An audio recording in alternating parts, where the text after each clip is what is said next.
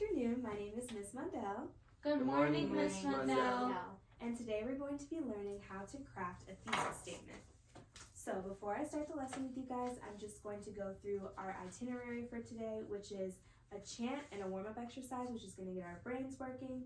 Then we're going to start our lesson, which is where we're going to be learning about what does a thesis really require from us and how do we write an effective thesis statement.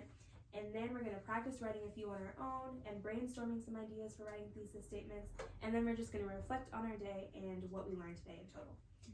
So first, we are going to start with our call and response chant to get our brains moving, where I will be in red and you guys will be in black, and we're going to go back and forth, okay?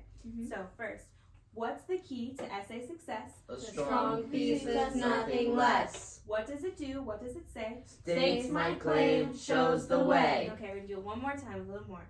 What's the key to academic success and essay success?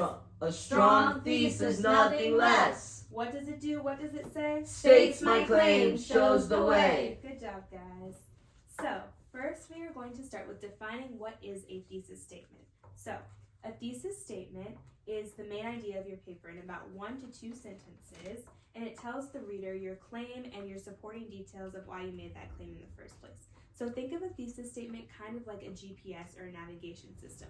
In order to know where you're going, you have to have some sort of set of directions or something to get there.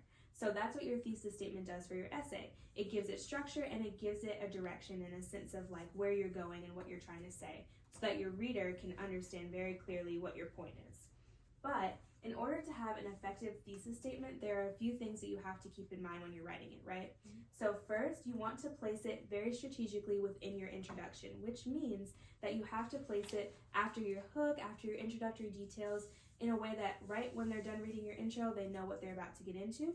And then secondly, you want to stay away from your first person pronouns. You don't want to say I think, I feel, or in my opinion, because you're the writer and the reader already knows that you're the one writing it, so they don't really need to hear the extra I think, I feel. Okay, so I wrote a thesis statement for you guys to examine, and I'm going to ask you the different aspects that we just talked about. So first, recycling is important because it saves resources, helps the environment, and reduces waste. Lydia, can I ask you what the claim I made in my thesis statement is? Recycling is important. Good. And then Nico, can you tell me kind of like the supporting details I used in my thesis? It saves resources, helps the environment, and reduces waste. Good job. Next, we're going to do a little brainstorming exercise where I'm going to ask you what your favorite hobby is and why. And this is going to help you create a thesis statement out loud, okay? So Lydia, what's your favorite hobby? Volleyball. Okay, so why do you like volleyball? What are your reasons?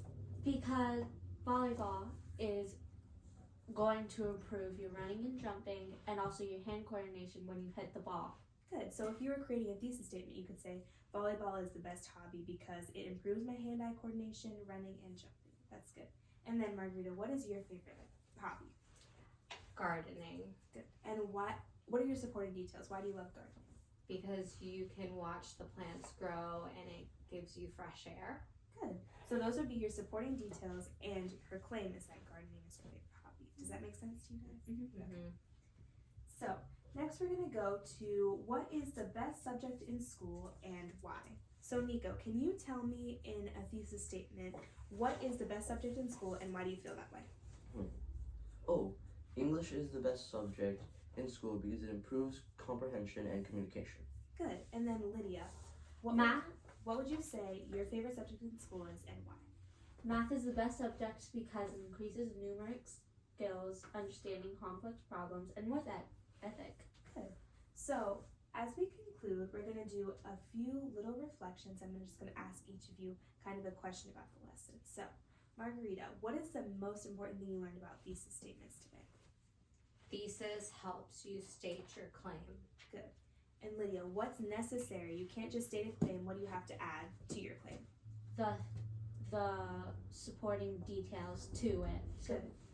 And Nico, what's the most important thing you learned about a thesis statement today? The supporting detail, but also how it can be really useful when making stories. Good. All right, guys, that's all. Thank you.